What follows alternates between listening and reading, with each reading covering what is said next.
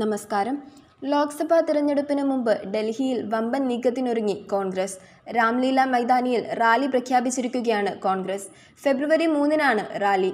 ഡൽഹിയിൽ തിരഞ്ഞെടുപ്പിന് മുമ്പാണ് കോൺഗ്രസ് റാലി പ്രഖ്യാപിച്ചിരിക്കുന്നത്. അതേസമയം ഡൽഹിയിൽ സഖ്യ ചർച്ചകൾ മുറുകിയിരിക്കുന്നതിനിടെയാണ് കോൺഗ്രസ് പുതിയ റാലിയുമായി എത്തിയിരിക്കുന്നത്.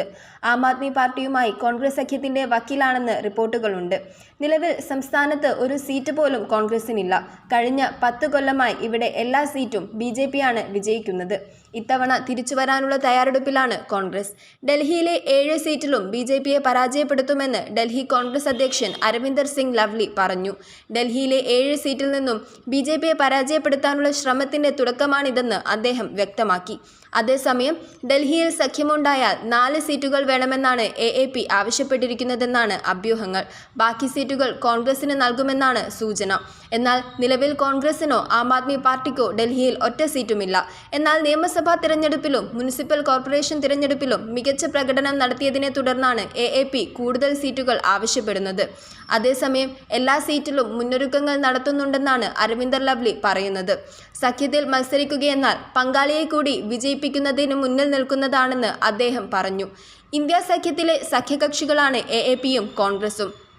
ഇരു പാർട്ടികളും തമ്മിലുള്ള സീറ്റ് വിഭജന പ്രഖ്യാപനം ഉടനുണ്ടാവുമെന്ന് ലവ്ലി പറയുന്നു. കോൺഗ്രസിന്റെ ദേശീയ നേതാക്കൾ എത്ര സീറ്റിൽ മത്സരിക്കുമെന്ന കാര്യം അറിയിക്കുമെന്നും ലവ്ലി പറയുന്നു. എന്നാൽ എല്ലാ സീറ്റിലും കോൺഗ്രസ് മുന്നൊരുക്കങ്ങൾ നടത്തുന്നുണ്ട്. സഖ്യകക്ഷിയായ പാർട്ടിയെ വിജയിപ്പിക്കാൻ ആവശ്യമായ കരുത്ത് കോൺഗ്രസിനും ആവശ്യമാണെന്ന് ലവ്ലി പറഞ്ഞു. അതേസമയം ഡൽഹിയിൽ മാത്രമല്ല പഞ്ചാബിലും ഹരിയാനയിലും ഗോവയിലും ഹിമാചൽ പ്രദേശിലുമെല്ലാം സഖ്യ ചർച്ചകൾ നടക്കുന്നുണ്ട്. ആം ആദ്മി പാർട്ടി ഈ സംസ്ഥാനങ്ങളിലെല്ലാം കോൺഗ്രസുമായി സഖ്യമുണ്ടാക്കാനുള്ള ശ്രമത്തിലാണ്. ഗോവയിലെ 2 സീറ്റിൽ 1 വേണമെന്ന നിലപാടിലാണ് ആം ആദ്മി പാർട്ടി. അരവിന്ദ് കെജ്രിവാൾ ഇക്കാര്യം സ്ഥിരീകരിച്ചിട്ടുണ്ട്.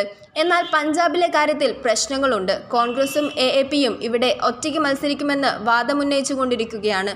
അതോടൊപ്പം തന്നെ ലോക്സഭാ തിരഞ്ഞെടുപ്പിനായുള്ള പഞ്ചാബിലെ ആം ആദ്മി കോൺഗ്രസ് സീറ്റ് ചർച്ച വഴിമുട്ടി. ഇരു പാർട്ടികളിലെയും സംസ്ഥാന നേതാക്കളുടെ കടുത്ത എതിർപ്പാണ് വെല്ലുവിളിയായത്.